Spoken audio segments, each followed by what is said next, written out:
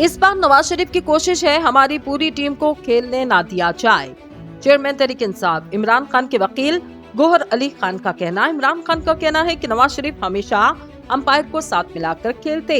इस बार नवाज शरीफ की कोशिश है हमारी पूरी टीम को खेलने ना दिया जाए। अडयाला चेयर के बाहर मीडिया से गुफ्तगू में इमरान खान के वकील गोहर अली खान का कहना, चेयरमैन तहरीक इंसाफ ने इलेक्शन कमीशन और सुप्रीम कोर्ट समेत मुतल्लिका इदारों से लेवल प्लेइंग फील्ड का मुतालबा किया। चेयरमैन तहरीक इंसाफ ने कहा, लेवल प्लेइंग फील्ड ना मिलने पर इलेक्शन मुतनाज़ा हो जाएंगे।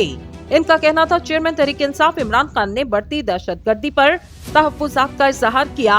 वो हर किस्म की दहशतगर्दी के मसम्मत करते। गोहर अली खान का कहना, इमरान खान नैब केस में सुप्रीम कोर्ट में पेश होना चाहते, इंतजामात किए जाएं। आज जेलर की जानिब से नैब केस के नोटिस की कॉपी चेयरमैन तहरीक इंसाफ को पहुंचाई गई। चेयरमैन तहरीक इंसाफ ने नैब तरामीम के सिलसिले में खुद पेश होने का कहा है।